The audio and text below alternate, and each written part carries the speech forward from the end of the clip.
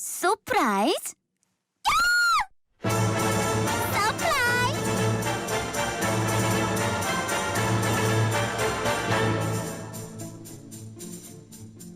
김혜민의 이슈 앤 피플에서만 만나보실 수 있는 코너 서프라이즈입니다. 이 시간에는 우리 사회의 이슈를 데이터를 통해 점검하고 대안을 생각하는데요. 데이터카의 신수연 씨, 신수연님 우리 화상으로 연결해 볼게요. 수연 씨 안녕하세요. 네, 안녕하세요. 자, 앞서 노래 들으셨죠? 네네. 네, 오늘은 노래로 주제를 먼저 공개했습니다. 오늘 제주도 이야기 할 거죠? 네, 오늘은 제주도 이야기를 할 건데요. 피디님은 어떻게 휴가 계획 세우셨나요? 휴가 계획 세운 거 뭐 4단계 때문에 다 없어졌죠. 뭐 전화 네. 와요. 막 숙박 안 됩니다. 뭐 안 됩니다. 이래가지고 네 지금 아예 계획 무입니다. 저도 다음 주부터 휴가인데 제주도는 안 가요 일단. 그쵸. 이제 코로나 전에는 제주도를 저도 되게 많이 다녔던 것 같은데, 이게 해외여행이 이제 작년 코로나 활성화될 때부터 거의 못 가게 되니까, 맞아요. 아예 못 가게 된 거랑 마찬가지죠.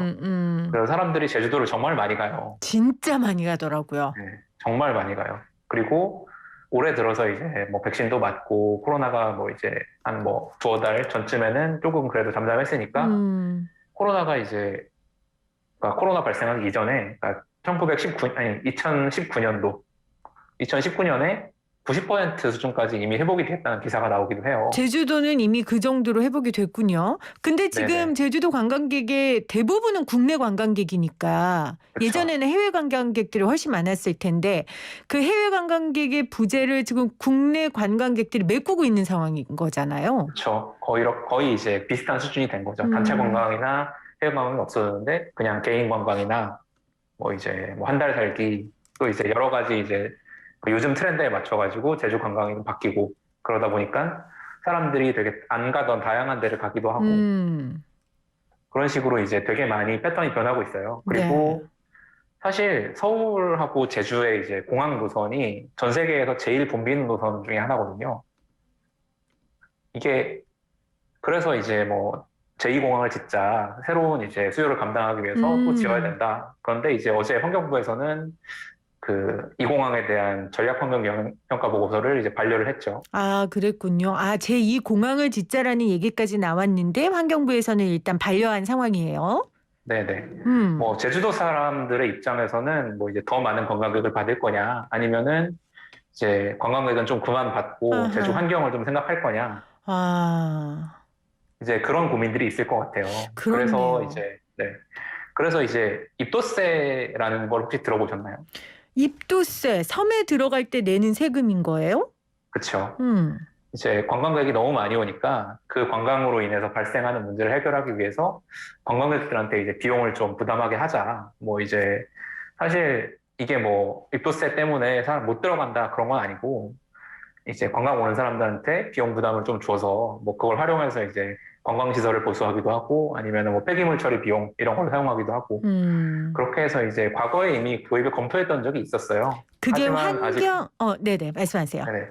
그러니까 보전 기여금이라는 이름으로 도입을 검토했었는데 뭐 연구는 다 됐지만 아직 실행되진 않았죠. 그러니까 이전에 환경보전기여금이라는 이름으로 검토는 했었지만 실현되진 않았고 그런데 최근에 너무 제주도 관광객이 많아지니 이거 비슷한 뭐 입도세 개념의 무언가를 좀 제정하자라는 이야기들이 나왔다고 설명을 해주셨습니다. 자, 그러면은 질문이 뭔 거예요?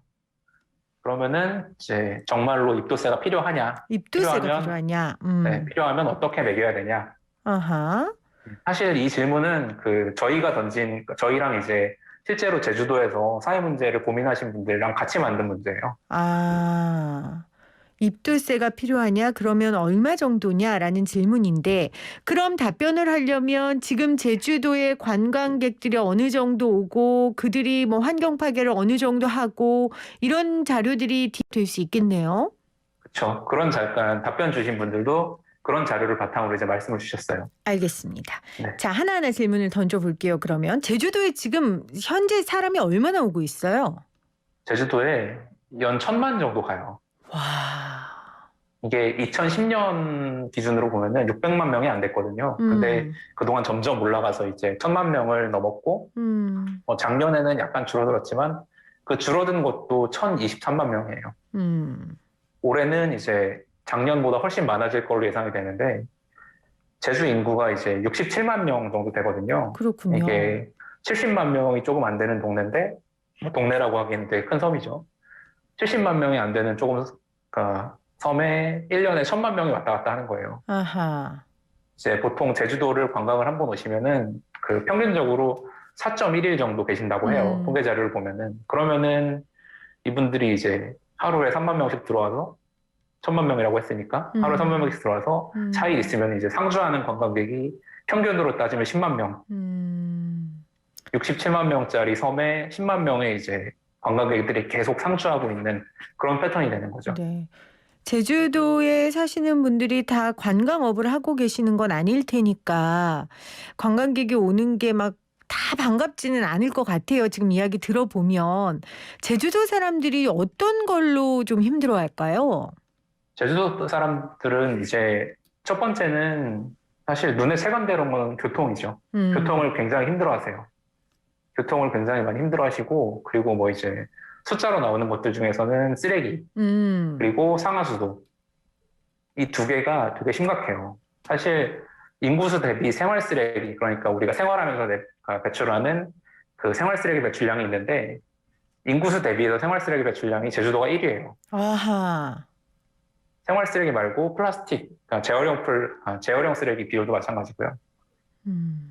제주도의 그러니까 1인당 하루 폐기물 배출량이 1.7kg인데 이게 전국 평균은 1kg 정도 되거든요. 그렇군요. 평균보다 훨씬 많은 수준이에요. 그런데도 예산은 되게 적죠. 전국 16개 중에서 뒤에서 4등. 예산이 되게 부족한 편이에요. 그렇네요. 폐기물 배출량에 비해 관련 예산이 굉장히 부족한 상황인데 그러면 민간에서 이 쓰레기를 다른 방식으로도 처리할 수 있어요?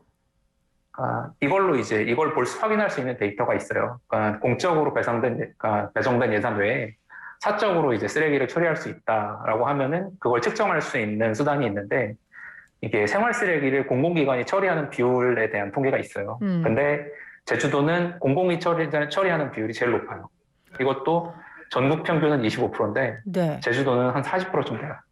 그러니까 다른 지역은 쓰레기를 이제 그래도 민간에서 처리할 수 있는데 제주도는 쓰레기 처리를 맡을 이제 업체가 부족한 거죠.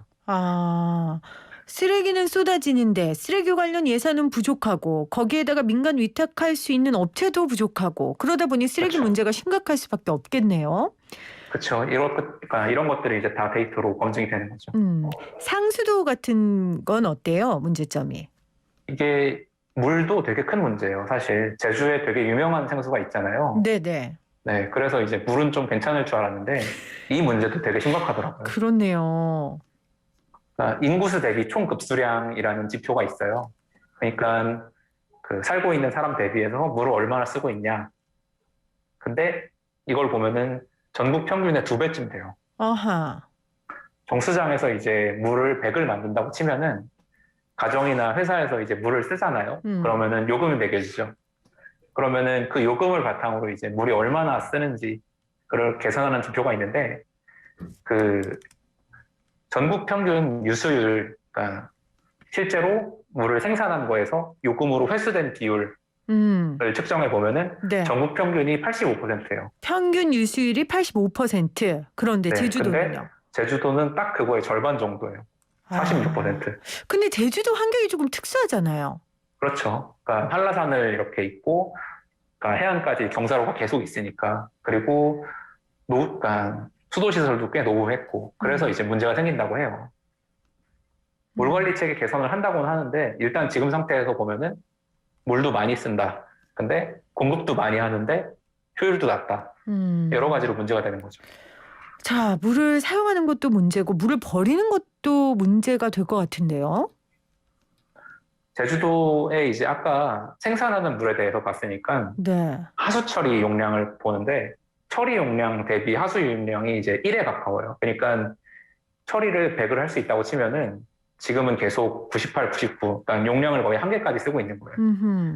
뭐 다른 도시 같은 뭐 이제 서울이나 이런 데 같은 경우는 높아도 70, 80, 뭐 낮은 데는 40, 50 이 정도인데 제주도민이 배출하는 이제 하수가 감당을 못하는 지경이 되니까 계속 이제 새로운 시설을 짓겠다고는 하는데 그 시설 짓는 예산도 혹은 일정도 계속 미뤄지고 있고 그래서 결국은 제주도가 이제 2025년까지 상하수도 요금을 올린다는 얘기를 하고 있어요.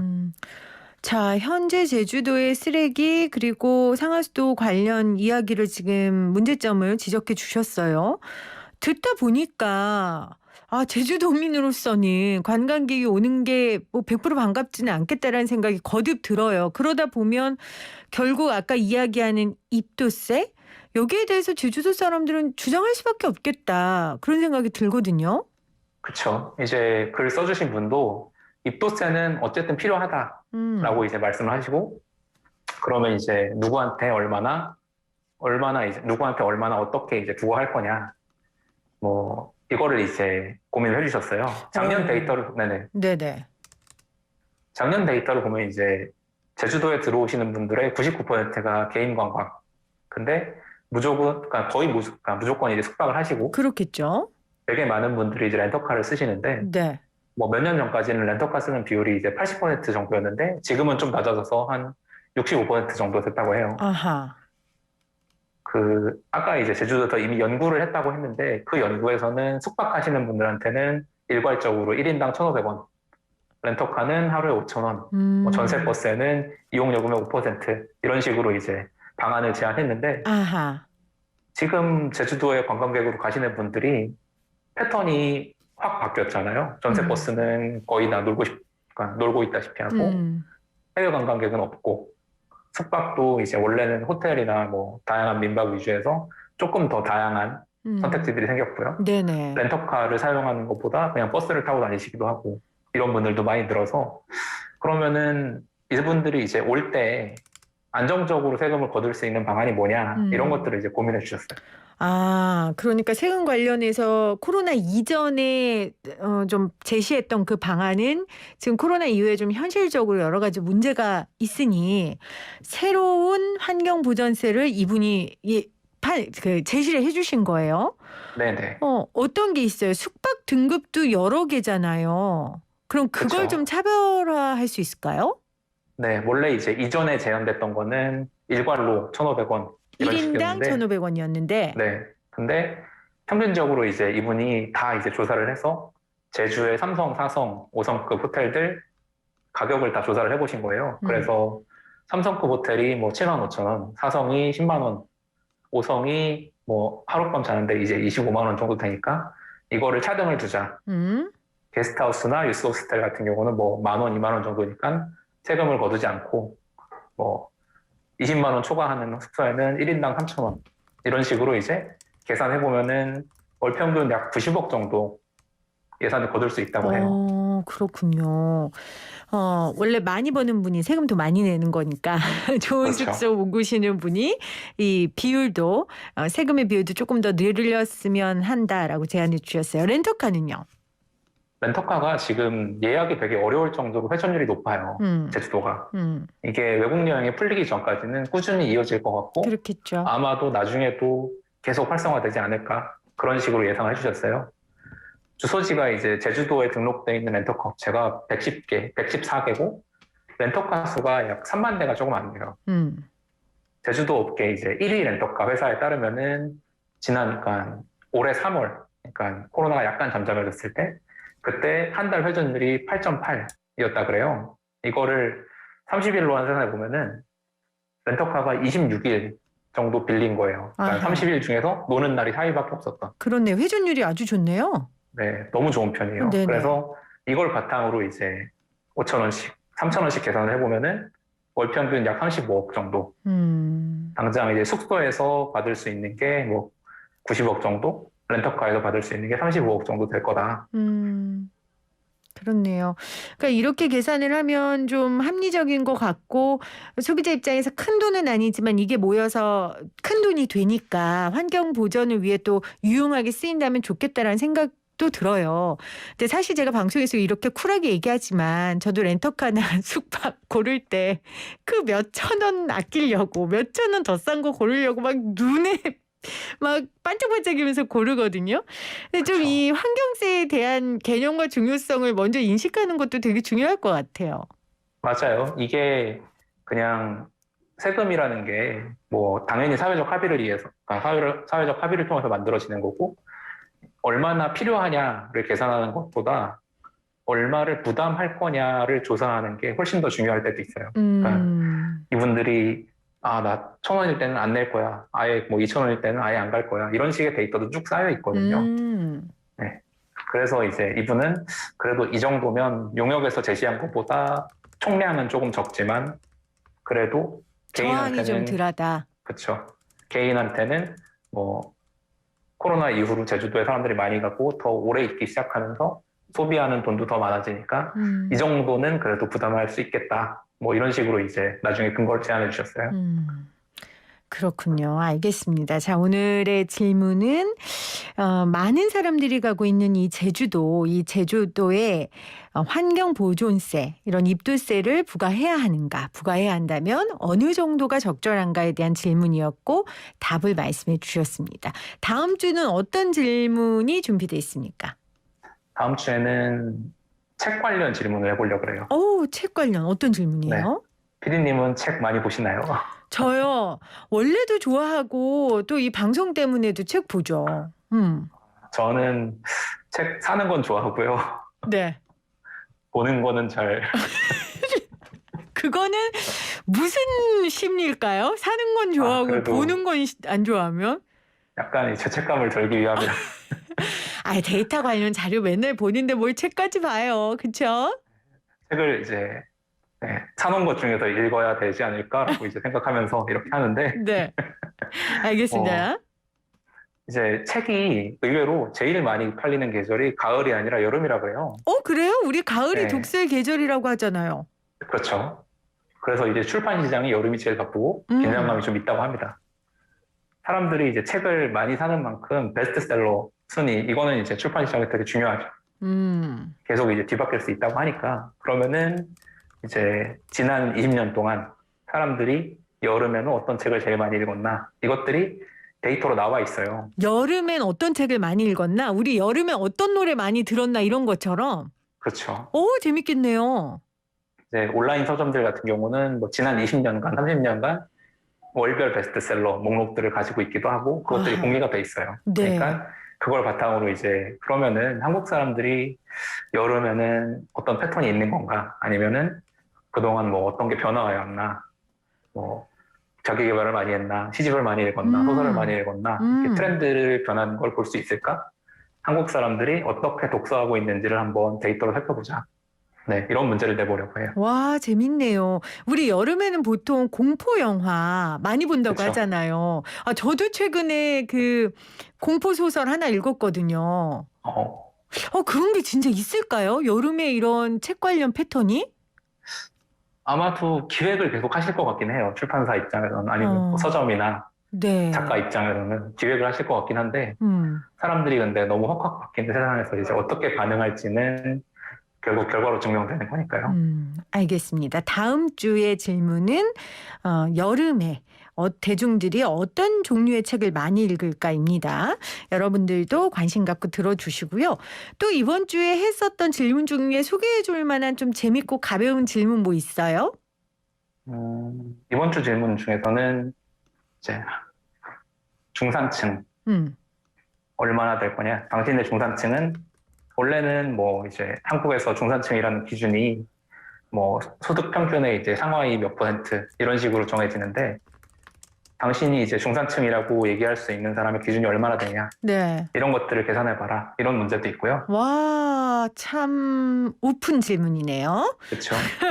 중산층 사실 사회에서 가장 중요하고 허리 역할을 하는데 요즘 중산층 너무 많이 무너졌고, 중산층의 개념이 또 요즘에 이게 소득 재산보다 자산 재산이 훨씬 커졌잖아요.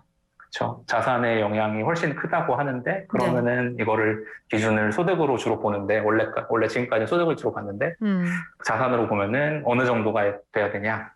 뭐 이런 식으로 이제 당신만의 중산층 기준을 한번 제시해봐라. 네, 이런 식의 질문을 드리고 있기도 합니다. 수연 씨가 생각하는 중산층은 어떤 개념이에요? 제가 생각하는 중산층은 아까 이제 PD님께서 자산 말씀해 주셨는데, 아무래도 우선은 자산이 기준이 돼야 될 것 같고요. 그리고 뭐 전에 이제 저희가 아파트나 아파트 보도 관련해서 이제 말씀드렸던 것처럼 사실 중간이라는 게 사람들의 인식보다는 훨씬 아래에 있는 경우가 되게 많거든요.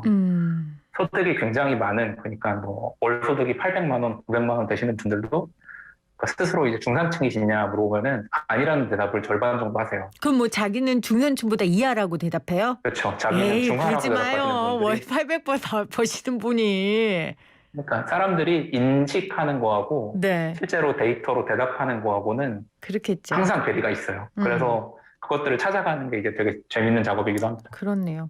저는 일단 차는 한 대 있어야 되고 집 하나 있어야 되고 그렇죠. 해외여행을 한 2년에 한 번은 가야 되고 그러면 네. 중산층 아닐까요?